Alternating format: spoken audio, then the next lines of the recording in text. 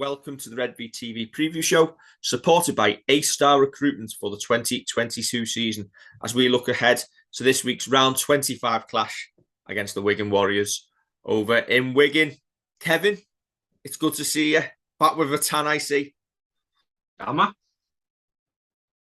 Only been across the border, and it was actually lovely weather, great weather, so I'll take it. It might just be the light in this room, to be fair. You've missed so much, Kevin. Have I? No. All right, fair enough. I kept up to date with your updates on Hull KR. I'm not going to lie. I got back off holiday yesterday. I've not watched the highlights. You said to me before we started recording that I go off grid when I go on holiday. Correct. I'm on holiday. Don't be claiming holiday pay from Redvee. No. Any pay? But you've come back for a good one. It's a game that Saints can finally wrap up the league leaders' shield. Huddersfield have been defeated last night against the Leeds Rhinos, so the top two are pretty much set, given some sort of miracle occurring where Wigan lose all three and Huddersfield won the lot, which I can't see happening.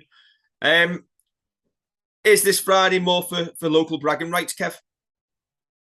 Good one. I've seen quite a few people say it matters. Some saying it doesn't matter. I suppose it depends where you come from with that. It matters in beating Wigan. I think you're right emotionally, and to kind of keep going. I know some people don't believe in the term momentum, but I think if you're getting your wins under the belt and you're not taking knocks in confidence, yeah, it's important for that. Is it important for lifting the league leaders' shield? Of course, it would be great to win it there, but we've got Wakefield and Toulouse coming up. Hopefully, a couple of bodies coming back in the meantime. I don't know. It's almost like a terrible time of the season and a great time of the season to play this at the same time. That you wish there was more riding on it, but I can't see us not. This is where this gets clipped. I can't see us not winning one of the last couple of games of the season just to get us over the line and take the league leaders' shield. Yeah, I was talking on the fan reaction.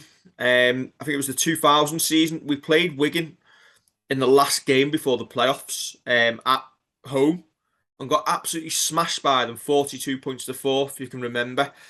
And then we went on, beat Bradford the week after, 16-11, and we all know what game that was. Correct. And then smashed Wigan 54-16 away at the DW, or the JJB as it was called, and then smashed them again in the final, 29-16. So I've seen people say this is about laying a marker down. It isn't for me, because we've still got that many players out. Yes, it'll be nice to get that win on enemy territory and win the league leaders' shield at their place. But if we come away with a defeat, it's not the end of the world, is it? No, I think there's a lot of comparisons to the Catalan Magic game of last season. That, listen, we lost that game, and I got pelters on in the YouTube comments saying we got one who the Burnley. I wasn't Scouse then, I was Burnley, I think.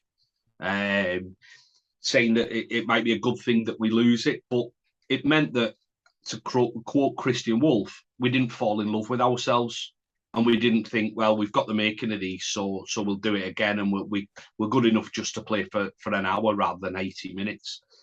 Yeah, that's it. As I say, it's one of them games that you don't want to lose it heavily.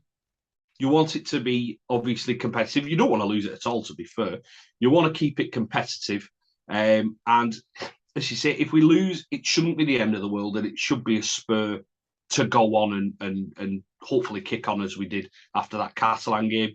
But if we win, as I say, don't fall in love with yourself. Don't start thinking we've done this, we've beaten everybody, we're absolutely fine, we're going to course this.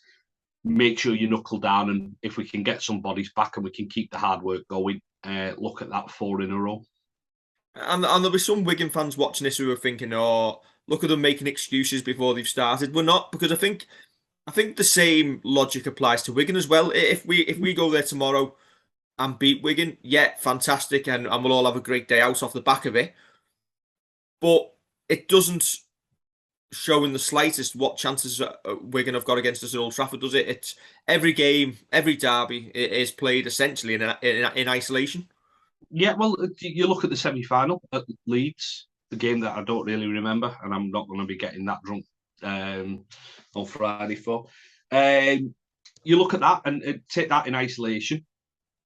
Wigan the better team for the majority. Well, the first half they blew us away, didn't they? And then we started coming back into it, started forcing some plays, and he won the game and went on to the Challenge Cup final. So, as you say, you've got to take each game in isolation. There's no point reading too much into the results tomorrow. You've just got to take that result and fuel the fire for the rest of the season using that result, whichever way it goes. You're right, there's no excuses here because I'm still going to tip a Saints win at the end of this. I'm still confident we can go over there and win. Whether we do or not is another matter, because of the players that we keep missing out on and keep getting injured and having to drop out. Which brings us what a link, Kev. It's like we've been doing this for how long? 7 Far years. too long. Is this season 6 or season 7? Oh, God knows. Longer than a run of Star Trek, the way we're going. Squad's announced then. 2 players coming back in. Morgan Knowles and Curtis Sironen. And dropping out are Taylor Pemberton and Will Hopewati once again with an injury. On the fan reaction, Kev, I think I know you've not watched it because you go off grid. I was saying, for me, Will Hopewati is essential to the way we play and our hopes for the end of the year. And the most important thing now is him being right for them last couple of games. The first half against Hull KR, phenomenal with him. We looked really, really good with ball in hand. And then second half, when he went off injured, we tailed off. But some big calls once again for Kristian Woolf this week on how he reshuffles that backline. Yeah, definitely. I think that's it with Hopewati. And you see, and I'm going to just address a couple of things where people say, he's no good and we should let him go. We've had conversations across WhatsApp. I've seen them come in on Twitter, on Facebook, to us, just in general conversation. People just saying you should let him go. It's the equivalent of turning around and having a bit of a bad year at your own job where, you know what, you might have had a bit of an illness here and there and you've had to take time off and you get to the end of the year and your boss goes, well, I'm going to let you go. Well, you wouldn't do that in a normal place of work, would you? You turn around and you try and get to the bottom of it and you try and sort it out. And when it comes to retention and signing of players, especially from Australia, I've no doubts that the players turn around and will speak to your older players who've played for us, or you talk to about the likes of Tony Pullatua, Francis Melly, Jamie Lyon. How do they treat you? They treat you great. If further down the line somebody speaks to Will Hopewati and we've just let him go because he's had different injuries throughout the year and not been able to get kind of that momentum going, it's not going to reflect good. And why would a player come and sign for us? And I think, as you say, because we've had to chop and change, this is where the worry of us having a spine coming into these last couple of games. And I've said for a while that we've not got to worry too much about it. Now we do, about playing our spine together.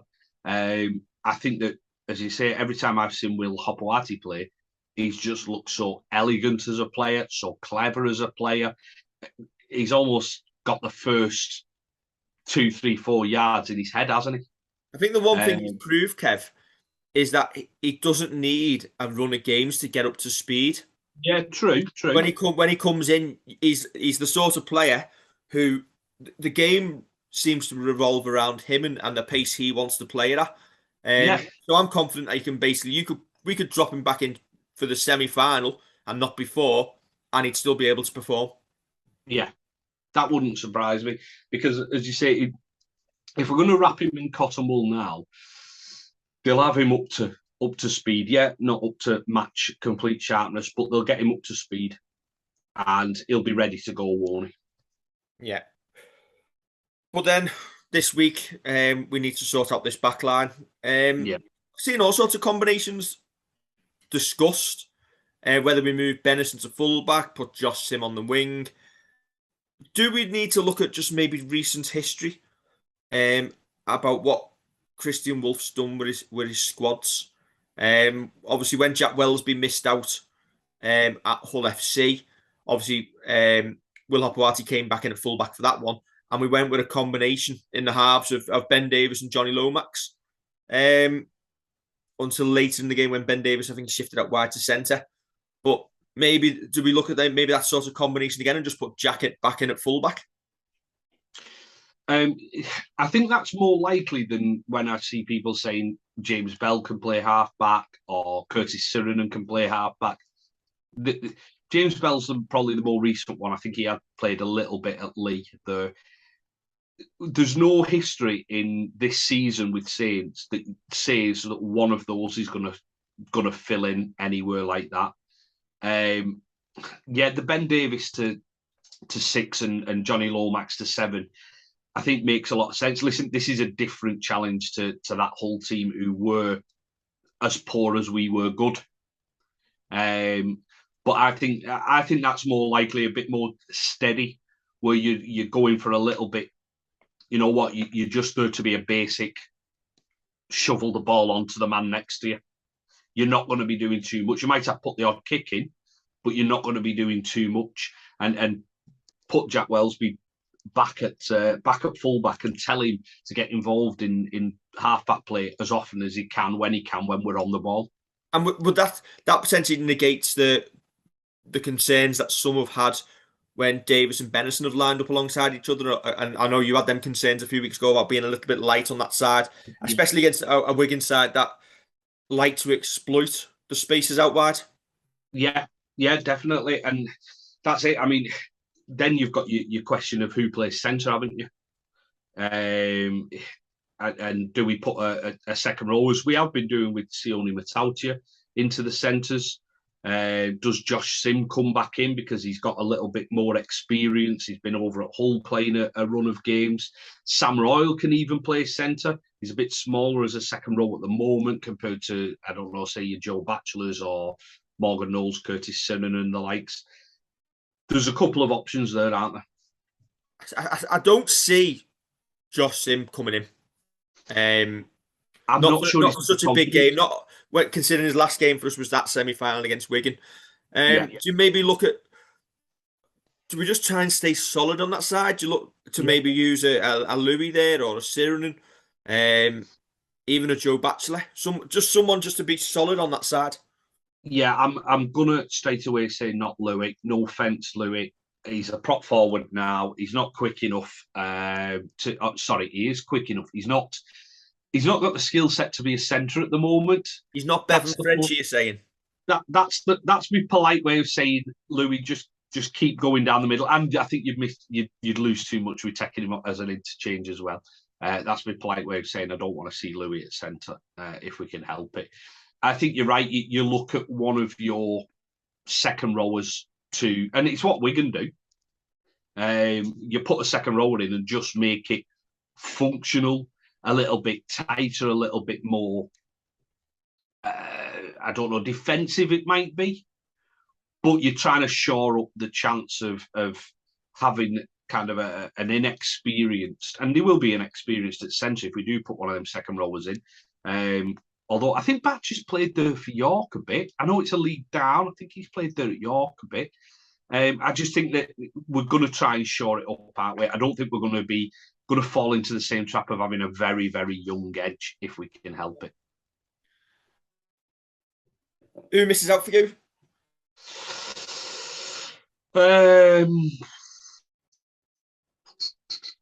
I'm going to say Sam Royal misses out because he only got a 10-minute stint in the second half last Friday. Came on, got taken off again. I'm not sure he's done enough to maintain his place in this 17.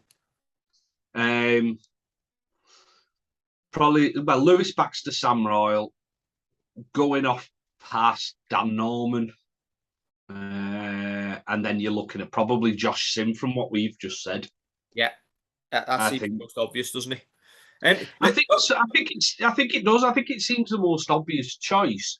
As I say, I'm not sure Josh has got the confidence of playing for us at the minute, and it's a shame because you'd like to see him come in and do a great job for us.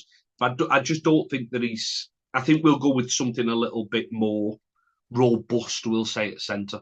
And in the halves, for me, it's one or two choices because you just go with one of the combinations that you've gone with this season, and it's either going to be Roby and Lomax, Yeah, or Davis and Lomax, and based on the fact that when he could help it, he put Roby back at 9 for Hull FC because listen, Mr. Woolf is a clever man. He's obviously seen the same as we have that we need Robes at 9.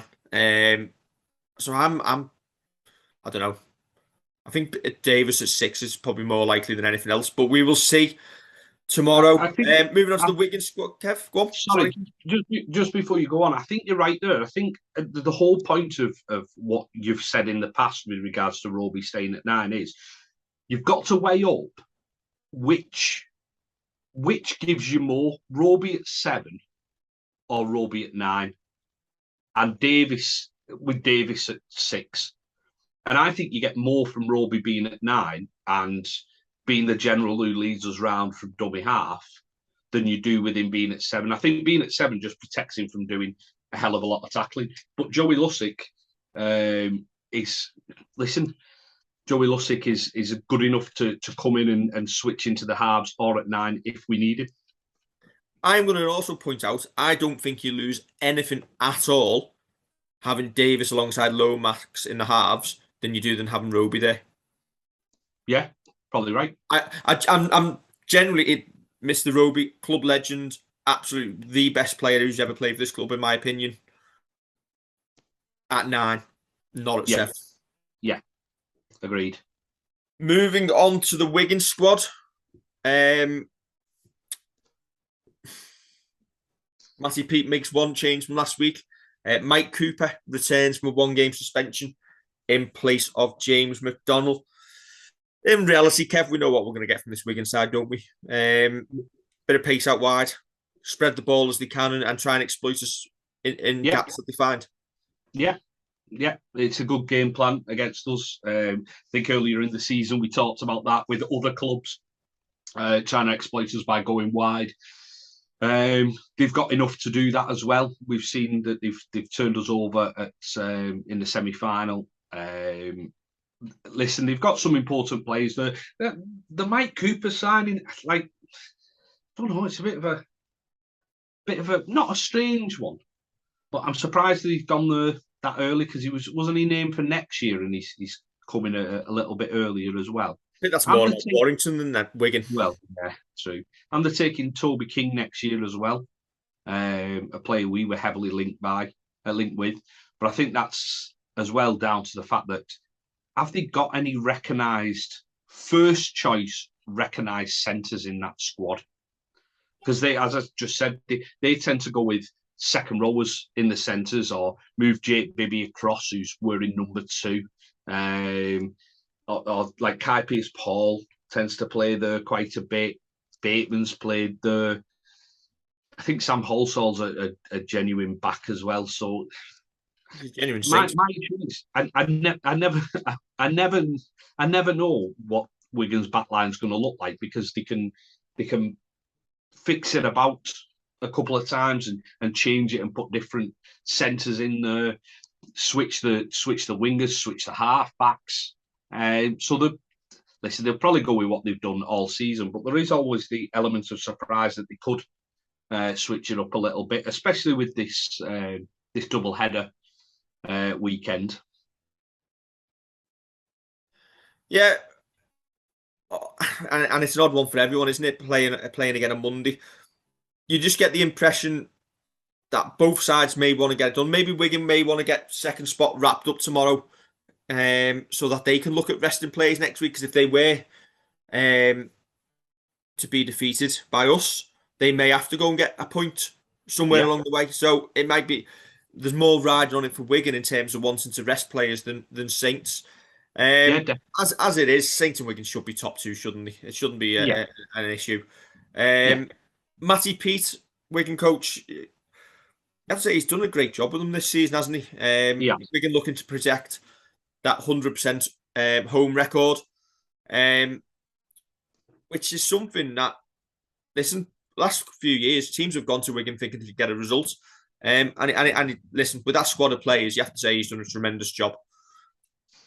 He has, and that's it. I think they're only going to get better as well. I think, considering it's been his first season, as we've said in the past, I hate it because he seems such an honest and likable bloke, and he talks sense as well. And I think it was the same feeling when we had Justin Holbrook, that Wigan fans hated the fact that Justin Holbrook was quite open and quite honest, and he was a nice fella. And I think similar with Matty Pete. And he's doing a good job. He's doing a good job. And listen, he's put Wigan back up to kind of where they were. And we're not looking to see if they're going to score more points than the team at the bottom of the league like we were last season. Because under Adrian Lamb, I know Andrew Foster, who is a big proponent of rugby league on Twitter, he was keeping updated with the, was it points per game ratio that Wigan and Lee had, and the battle to be bottom of the league in that.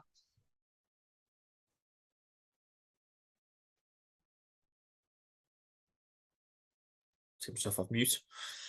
Oh, that was heaven. That a couple of seconds of you not chatting. You could hear me. So they have predictions for tomorrow. Very tight. I cannot see it being kind of a runaway victory. Saints by 7. I can see us getting beat tomorrow, potentially. I can, but I'm not predicting that. But I'm not predicting that. So I'm going to go Saints by 48. No, I'm not. I promise you I'm not. I'm going to go Saints 4 to 8, do you mean? Saints by 10, I think I've gone for. Fair enough. Let me just check. I have gone Saints by 10. Yeah. Right then. On it tomorrow, Kev? Yes. It's the day out that we do look forward to. We've had some good experiences the last few years, and Saints have sold nearly all of the allocation. I think there's still a few tickets left from Saints if you get there quick. But no, it should be a good one. Yeah, it should be. It's just a shame that the game of rugby gets in the way of a good day, doesn't it? Depends how it finishes. Somebody will get on to us about that and not realise that it's, again, another joke that we have. Yeah, like the season ticket one. Right then. Don't forget to like, share and subscribe. And we'll catch you for the instant fan reaction outside the GW Stadium tomorrow evening. Hopefully with a nice shiny piece of metal coming back to the Totally Wicked.